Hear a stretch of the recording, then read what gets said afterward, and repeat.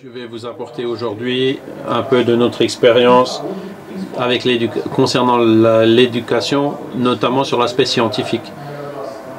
Et c'est donc l'enseignement de la spiritualité aux médecins. Quand on parle d'un thème comme ça, c'est important de bien se mettre d'accord sur les définitions. Donc ça a déjà bien été montré dans les conférences antérieures, y compris dans celle de Dr Gmel. En réalité, c'est un grand dilemme dans le domaine de la santé et de la spiritualité, cette différenciation entre ce qui est la religiosité, entre ce qui est la spiritualité. Donc, a priori, j'aime bien les définitions données par Harold Koenig, qui a aussi été cité ici aujourd'hui, qui parle que la religion est ce système organisé de croyances, de pratiques, de rituels et de symboles, destinés à faciliter l'accès au sacré, à ce qui transcende, que Dieu soit la force supérieure, une vérité suprême, etc. La religiosité est donc combien l'individu croit, suit et pratique une religion. La spiritualité, comme ça a été démontré par Dr Olfa, c'est une chose plus importante qui englobe aussi la religiosité. C'est une recherche personnelle pour essayer de comprendre les questions liées à la fin de la vie, leur sens, le sens de la vie, les relations avec le sacré ou le transcendant. Et donc ce qui est important, c'est qu'elle peut ou non conduire à des pratiques religieuses. Donc la personne qui a une spiritualité élevée peut ne pas avoir de croyances religieuses. La définition est large et encore controversée. Je vais vous montrer un autre concept d'une personne qui étudie beaucoup la partie de l'éducation, qui dans la spiritualité, dans l'éducation, dans la formation du médecin. Donc c'est Christina Puchalski, elle est de Washington, États-Unis, et elle dit que la spiritualité est un aspect de l'humanité qui traite de la manière dont les individus cherchent et expriment leurs relations par rapport à l'instant.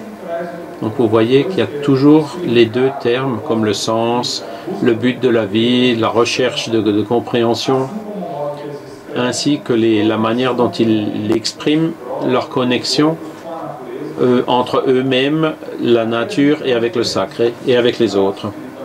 Donc il y a quelque chose d'intéressant là dans Harold Koenig et Puchalski. Pour Harold, c'est l'accès au sacré. Ici, elle inclut déjà d'autres accès aussi. C'est une différence entre les deux définitions. Pourquoi apporter ce sujet dans l'éducation du professionnel de santé? Quelle est l'idée derrière cela? Qu'est-ce qui motive cela? D'abord, les activités et croyances religieuses ou spirituelles sont associées à une meilleure santé et qualité de vie, tant la santé mentale que la santé physique en général. On a vu qu'il n'y a pas toujours des fleurs, la religiosité peut parfois être négative, qui peut influencer de façon négative, mais en général elle est associée à des aspects positifs. Beaucoup de nos patients aimeraient que nous, les médecins, abordions la question de la spiritualité ou de la religiosité avec eux. Je vais vous revenir là-dessus plus tard. Beaucoup de nos patients sont religieux. Par exemple, au Brésil, 95% des personnes ont un certain lien avec une religion et 99% croient en Dieu. Les chiffres en Europe sont moindres, mais il y a quand même une majorité qui a une croyance. Les croyances religieuses et spirituelles en général aident dans les décisions médicales, principalement quand nos patients sont sérieusement malades.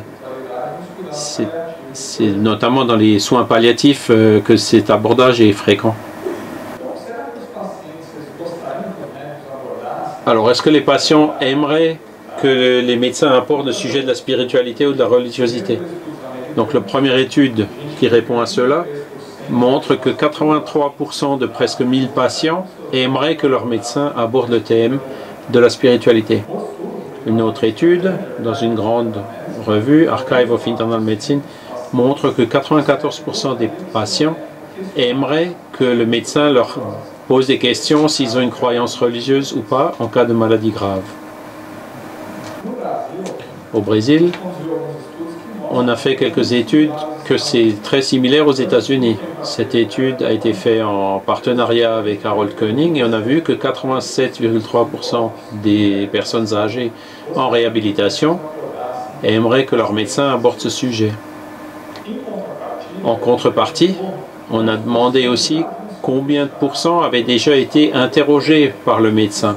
Et il n'y a que 8,2% qui déclarent avoir déjà été le cas.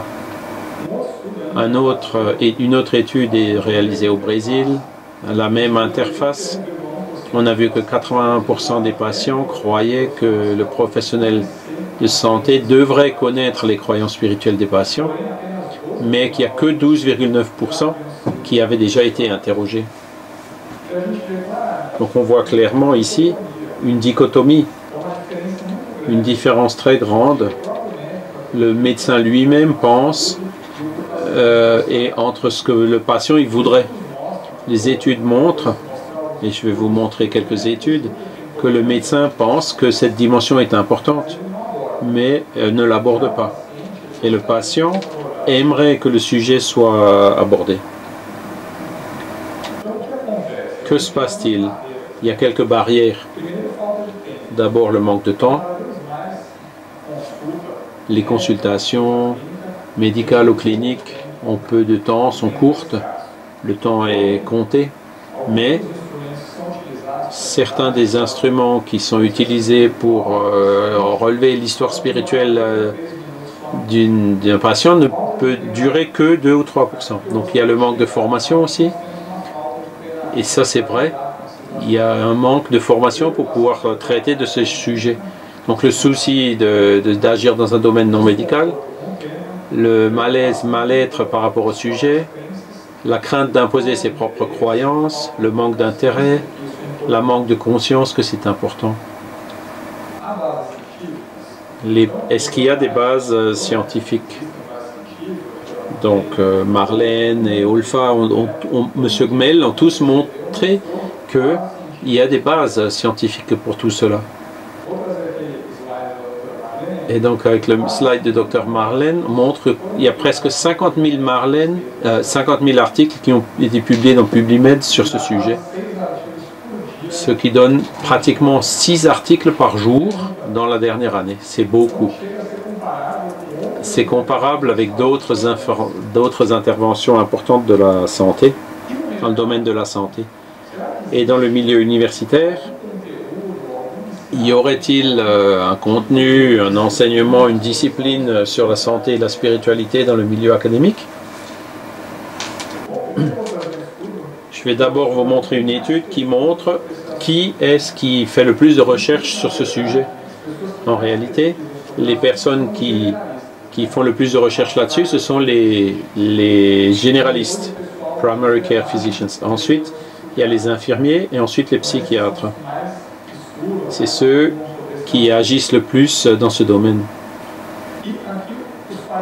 Ici, vous pouvez voir les pays où il y a le plus d'études. Donc c'est un relevé que nous avons fait dans l'IPREL. Et on a vu que les États-Unis sont le pays où il y a le plus d'articles sur ce sujet, suivi de l'Angleterre, le Canada, l'Australie et l'Allemagne. On peut voir que l'Allemagne a quand même pas mal d'articles sur le sujet.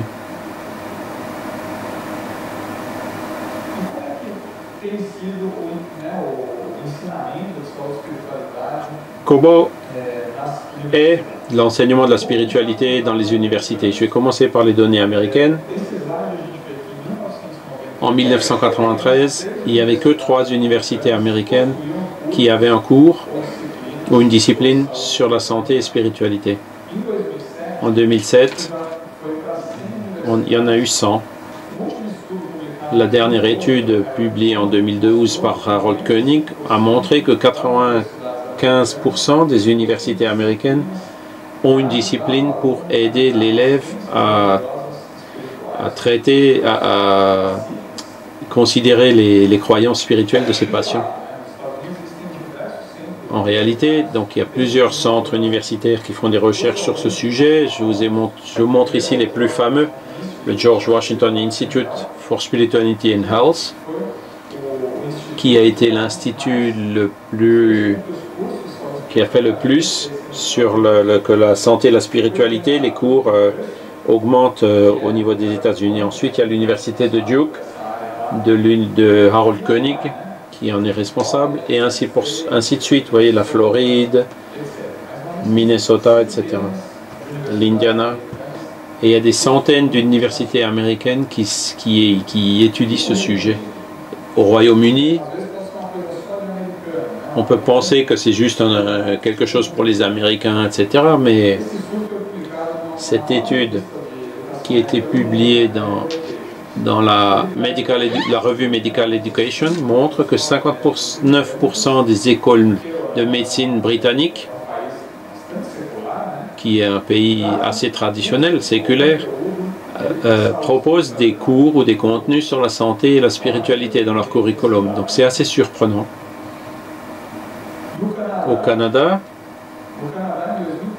en 2004, il y a eu une initiative pour augmenter la discipline de santé et spiritualité, et 12 écoles canadiennes ont implanté des cours. Donc 70% des écoles de médecine canadiennes ont implanté massivement des cours de spiritualité et de médecine. Alors, est-ce une réalité mondiale? Donc nous avons publié un article en partenariat avec Krystyna Puchalski, qui à mon avis est la personne qui domine le plus ce sujet de médecine et spiritualité.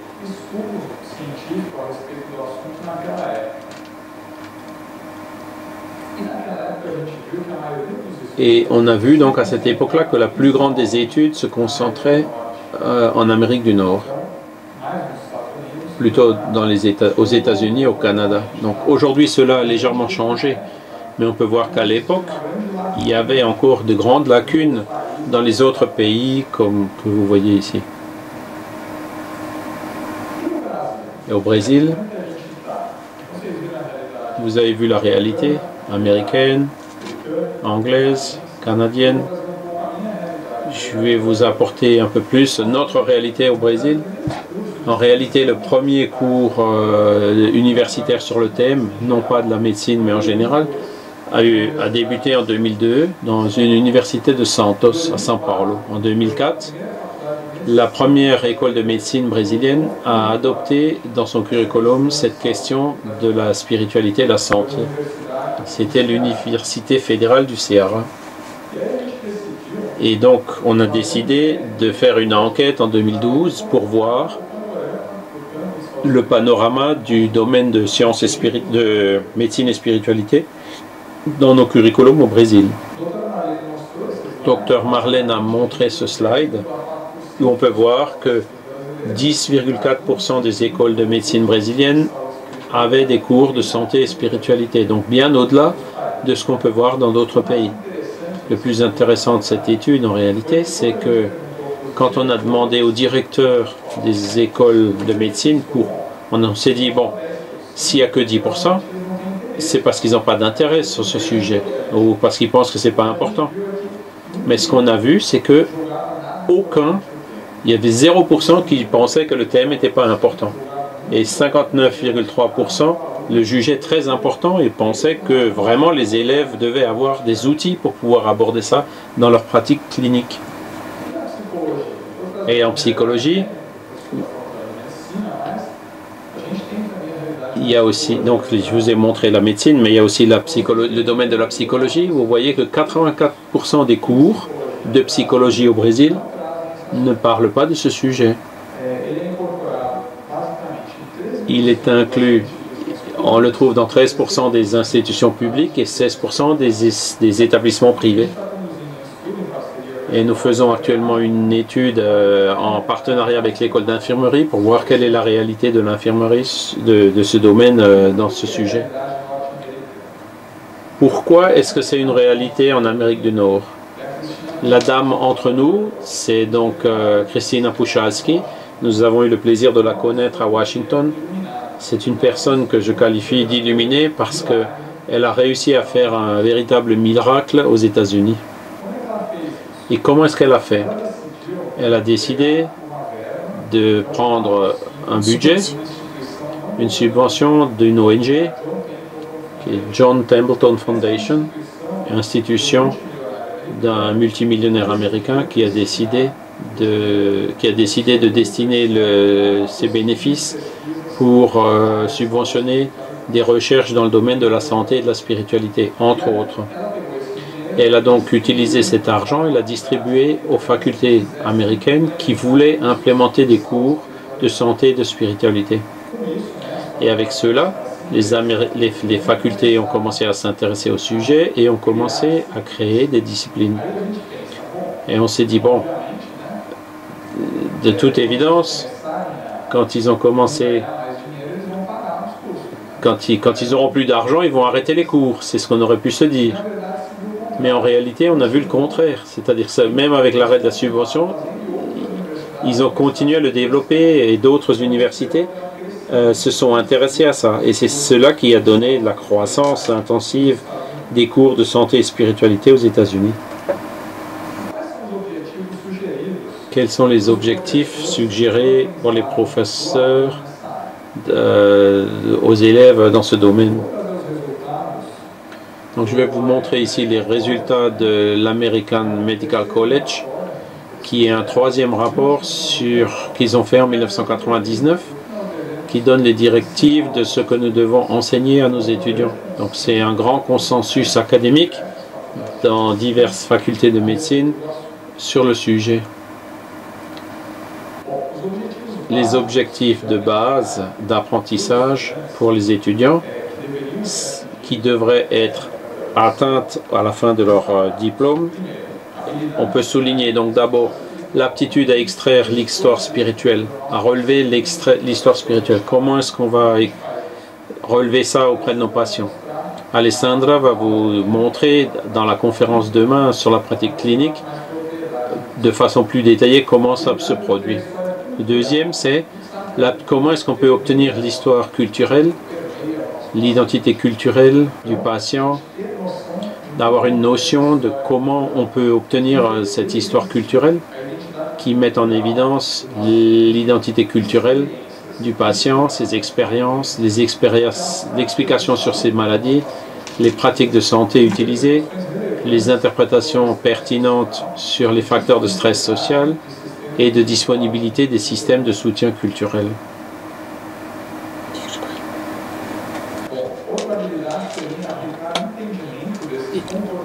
Une autre,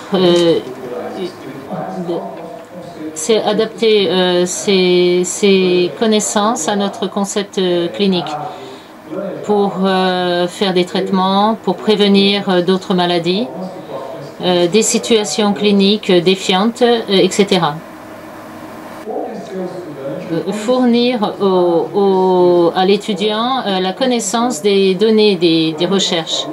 Quant à l'impact parce que nos médecins et nos élèves savent très peu de choses à ce sujet. Et donc en général, ils voient les articles, mais quand ils arrivent à ce type de sujet, sur la spiritualité, ils font comme si ça n'existait pas. Donc les amener à connaître ces évidences scientifiques à propos de ce sujet. Comprendre et respecter le rôle du clergé et des autres leaders spirituels qui sont présents dans le domaine de la santé, les prestataires de santé et les guérisseurs qui essayaient de maintenir cette relation et culturellement acceptée dans les pays. Et comment être en relation et collaborer avec eux pour le bien-être des patients. Donc ils disent aussi qu'il faut avoir aussi une compréhension de sa propre spiritualité et comment elle peut être nourrie dans le cadre de leur épanouissement, de l'épanouissement professionnel, en plus de favoriser le bien-être et les bases de leur métier en tant que médecin. Et comment faire cela? Quelles sont les stratégies suggérées pour cela? D'abord, il faut développer des objectifs d'apprentissage spécifiques qui sont basés sur 3 items. Mettre en place des processus de gestion, mettre en place un processus de gestion du programme d'études pour s'assurer que les questions pertinentes sont incluses aux États-Unis pendant 4 ans et au Brésil, c'est 6 ans de médecine. Développer des expériences éducatives pour que nos élèves apprennent comment obtenir l'histoire spirituelle et culturelle et parler aux patients en phase terminale. Il est important de développer des activités expérimentales qui intègrent les questions culturelles et spirituelles liées à la fin de vie, des études de cas, des films, des patients acteurs, des cas problématiques, tout dans le sens pour faciliter l'apprentissage. Fournir régulièrement des occasions aux étudiants de discuter et d'explorer leurs sentiments concernant les essais cliniques. On sait que quand on est en internat, quand on vit déjà des expériences cliniques et il y a déjà des conflits au jour le jour et qui concernent des expériences spirituelles ou religieuses. Donner des outils pour qu'ils puissent affronter ces dilemmes. Organiser des expériences d'apprentissage liées à l'exposition et aux communautés culturellement différentes. Donc, avoir une expérience, vivre avec d'autres communautés différentes. Mettre en place un suivi longitudinal des expériences des patients. Très souvent, on voit une rencontre unique avec le patient et le suivre pour comprendre sa spiritualité dans sa vie. Et de toute évidence, lui offrir des expériences interdisciplinaires où toutes les professions peuvent influer et travailler ensemble. Finalement, garantir que l'étudiant ait l'opportunité de prendre des soins concernant les patients en phase terminale dont leur permettent de vivre les soins en fin de vie, qui apporte beaucoup concernant cette partie des croyances.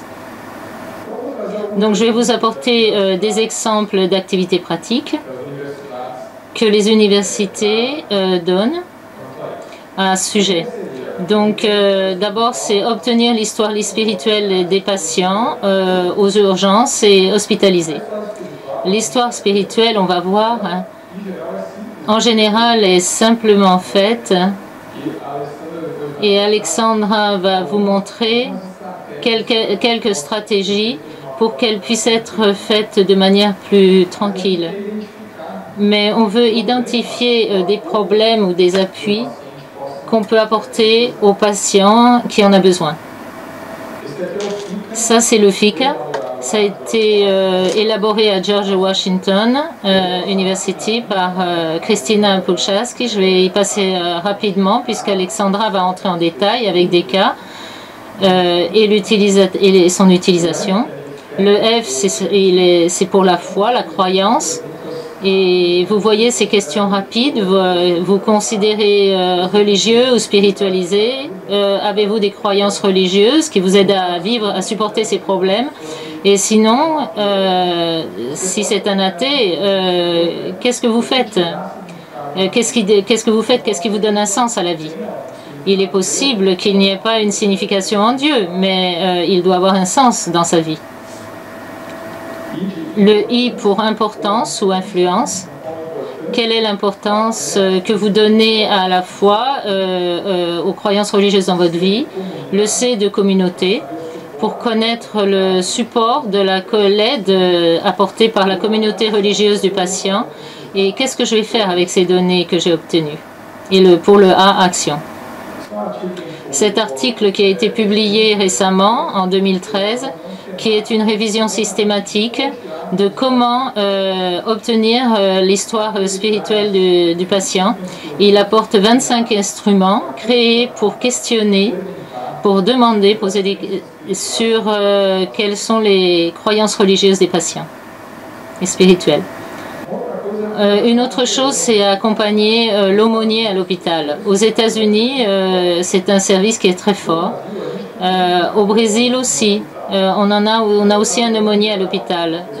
En général, c'est une personne qui peut agir auprès de personnes qui ont des religions différentes. Donc aux États-Unis, il peut faire un travail auprès des bouddhistes, protestants, catholiques. C'est une personne qui arrive à approcher les patients de différentes croyances. De nombreuses disciplines américaines apportent des personnes avec un aumônier pour mieux connaître ce travail. Ici, c'est le Journal Club. C'est une discussion d'articles, des évidences scientifiques. C'est une autre partie importante pour montrer les évidences scientifiques sur le sujet, pour que les professionnels aient un contact avec ces sujets.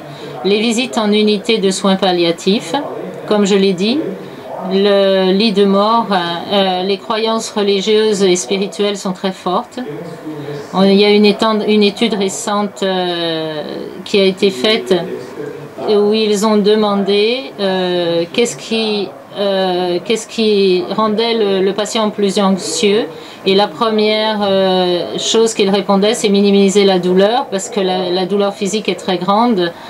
Mais la deuxième question, c'est être en paix avec Dieu. Donc on voit ici cette anxiété, ce besoin. Ils ont aussi demandé aux familles ce qui était le plus important pour le patient. Et les familles ont répondu, c'est ne plus avoir de douleur. Et en deuxième, c'est être en paix avec Dieu. Donc c'est d'où on voit l'importance qu'il y a au niveau des soins palliatifs. Et simulation avec des acteurs. Donc il y a beaucoup d'expériences avec des acteurs, dans le sens que nos étudiants en médecine, pour que l'étudiant aborde l'acteur et se sente plus confortable, et ensuite le faire avec un patient dans la pratique clinique, et ça fonctionne très bien. Ici, vous avez aussi un workshop qui montre cela. Le fameux OSC, ça veut dire la rencontre des étudiants avec des acteurs. On fait des épreuves. Il existe même une étude publiée où ils ont fait une épreuve. Ils ont enseigné comment obtenir l'histoire spirituelle du patient. Et dans une épreuve où il n'y avait rien sur la société, qui n'avait rien à voir avec la croyance, ils ont découvert que l'acteur, il arrivait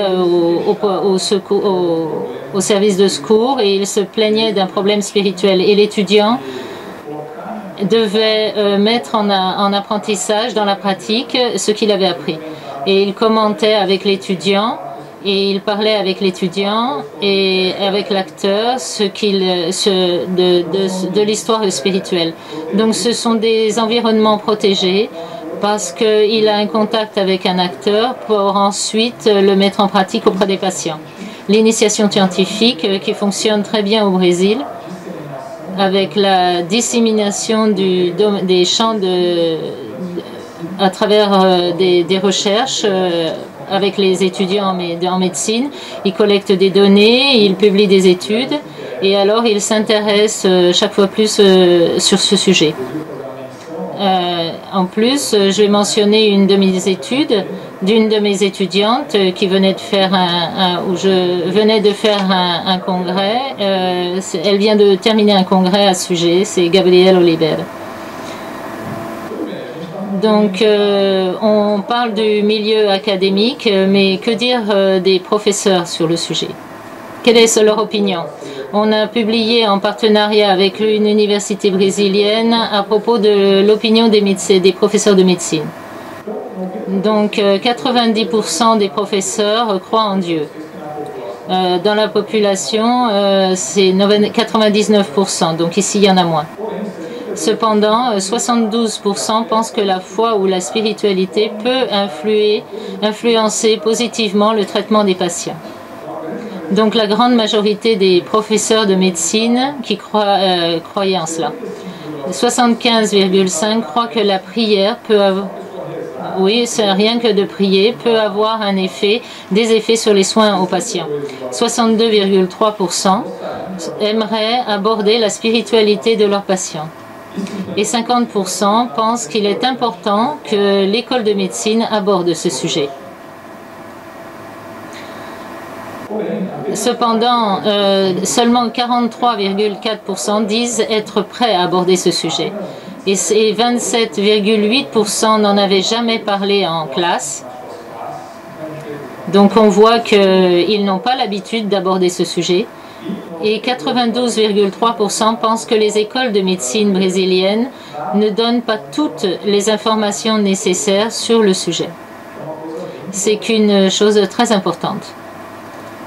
Quant à l'opinion des enseignants en soins infirmiers, ça on l'a fait en collaboration avec une école d'infirmiers au Brésil, et on a vu que 86,7% pensent que la spiritualité influe sur la santé des patients. 89,7% considèrent l'approche appropriée, 66,7% considèrent être prêts à l'aborder, et 83,3% ont déjà abordé la spiritualité et 30% l'abordent souvent. Et quelle est l'opinion des étudiants en médecine à ce sujet? Ça, c'est une étude que le docteur Dai a citée il y a tout à l'heure, qui a été publiée en 2003. Et il a compris 12 écoles de médecine brésiliennes. Et voici, c'est l'équipe qui a participé. C'est une étude importante qui a compris 3630 étudiants en médecine. Donc, on voulait savoir cela. Quelle était l'opinion de ces étudiants sur le sujet de santé et spiritualité? Donc, je vais vous apporter certaines données. L'article est accessible librement. Il y a juste à entrer sur Internet et vous le trouverez en entier. Et je vais vous apporter quelques données. La première question qu'on a fait, c'est est-ce que la spiritualité a une influence sur la santé des patients? 73% ont dit que beaucoup, 24% plus ou moins, et les autres faibles ou inutiles. Donc, ils considèrent que c'est important et ça a une influence sur la santé des patients. Est-ce que vous aimeriez aborder ce sujet avec vos patients? 58% ont dit que oui, qu'ils voudraient l'aborder. Vous vous sentez prêt à aborder ce thème avec vos patients? Ici, on va voir l'inverse. 11% ont dit que oui, ils se sentaient très préparés, tout à fait prêts. 41% plus ou moins et 48% faibles ou nuls. Donc ils ne sont pas préparés, ils ne sont pas prêts. Quant à quelle importance cet abordage a pour vous en tant que médecin, 75% ont répondu que c'était important. Avec quelle fréquence abordez-vous ce thème avec vos patients? 49% ont répondu rarement et 34% ont répondu que jamais. Donc on voit qu'ils ne sont pas formés et qu'ils ne l'abordent pas. Les professeurs ont-ils déjà abordé ce sujet? 44% ont répondu que jamais, 34% rarement. Donc on voit que nous, en tant que professeurs, nous n'abordons pas ce sujet. Dans les universités brésiliennes, donnent-elles des informations nécessaires sur ce sujet? 84% ont répondu que non. Le sujet santé et spiritualité devrait entrer dans le cursus? Oui, pour 63%. Avez-vous déjà participé à des activités sur la santé et spiritualité? Oui, pour 19%, 34% non, et 27% n'y ont vraiment jamais participé. Et on s'est demandé quelles sont les barrières. Pourquoi est-ce que vous n'abordez pas ce sujet avec vos patients? Qu'est-ce qui se passe? D'abord, la première qui est surgie, c'est la peur d'imposer ses croyances. Ensuite, la peur d'offenser les patients. En troisième, c'est un manque d'information, un manque de formation ensuite. Donc ces 4 premiers, si on les prend, on peut voir qu'ils sont liés au manque de formation. Une fois que j'ai une formation, une bonne formation, je ne vais pas avoir peur d'imposer mes croyances parce qu'à nouveau, ce qui importe, c'est la croyance du patient et non la mienne en tant que médecin. Je ne vais pas avoir peur d'offenser les patients. Je ne vais pas avoir de manque d'informations et de connaissances. Donc les premières parties, avec la formation, ils pourraient être résolus. Le manque de temps, ensuite, le malaise avec le sujet, ce n'est pas mon travail. Les croyances n'ont pas d'importance pour le patient et le peur d'être censuré par ses collègues. Donc ça, ce furent les principales barrières pour les étudiants en médecine. Ensuite, une étude semblable a été faite avec les étudiants en soins infirmiers sur le sujet.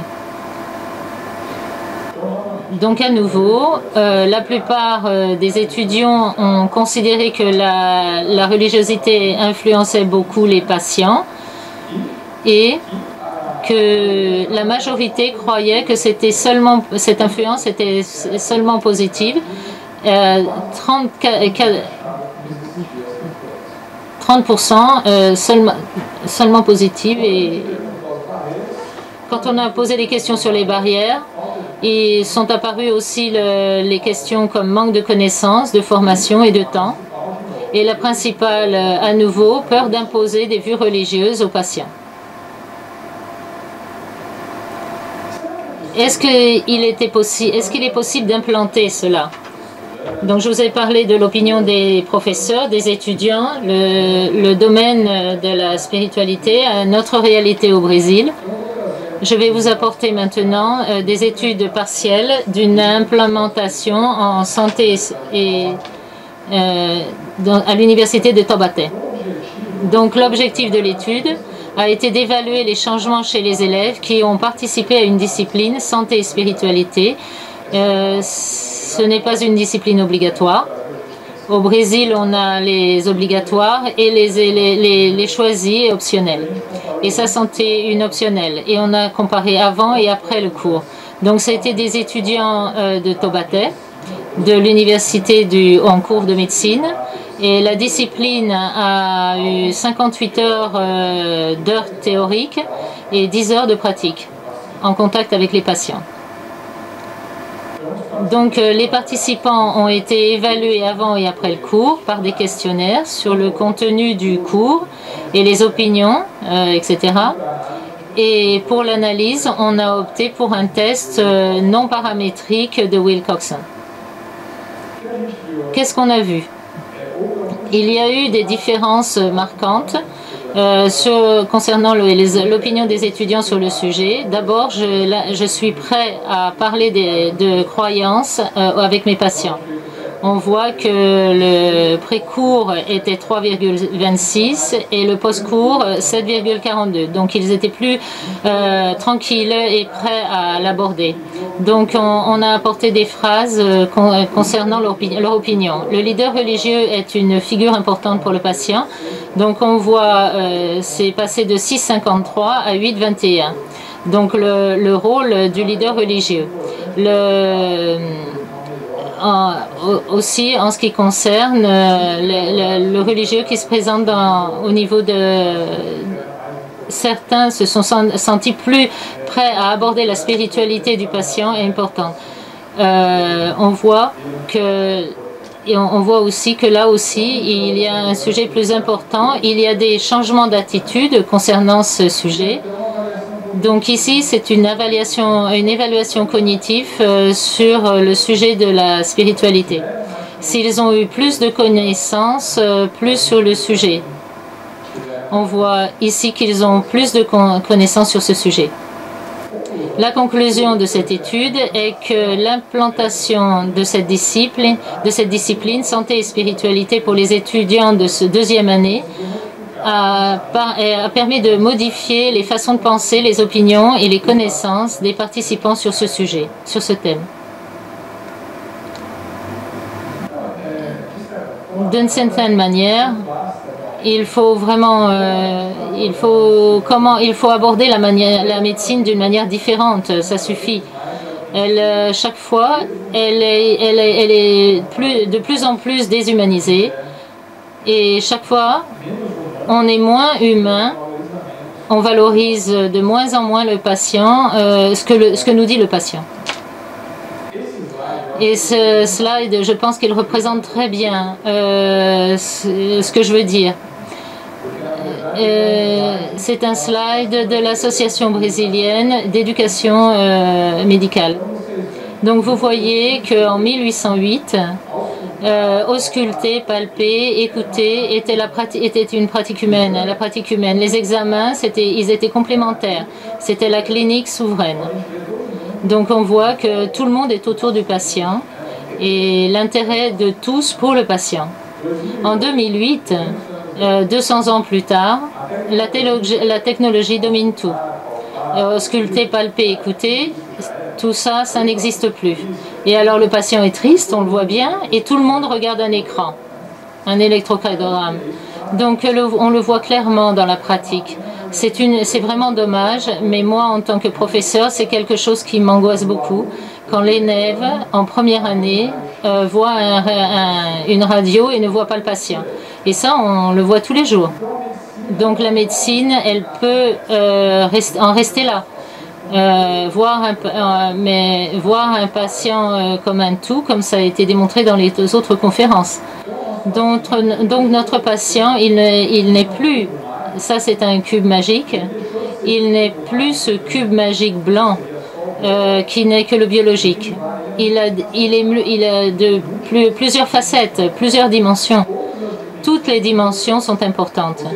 Donc, vous vous souvenez de l'étude d'Interhard qui a montré que les problèmes psychosociaux étaient plus importants qu'avoir du cholestérol élevé.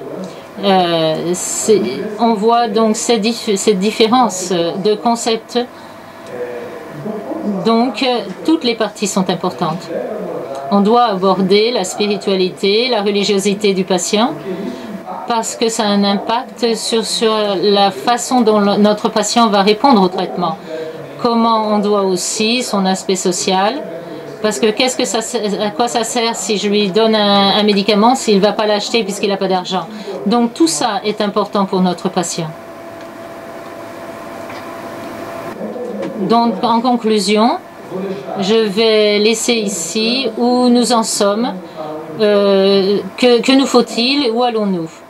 Où en sommes-nous? Il manque des études encore. Le docteur Guimel a montré en dernier, je suis d'accord avec lui. Malgré toutes les études que nous avons, on a encore beaucoup plus d'études. On a encore besoin de plus d'études. Au Brésil, il manque encore des orienteurs sur ce sujet. On a des programmes de maîtrise, de doctorat, mais peu agissent dans ce domaine.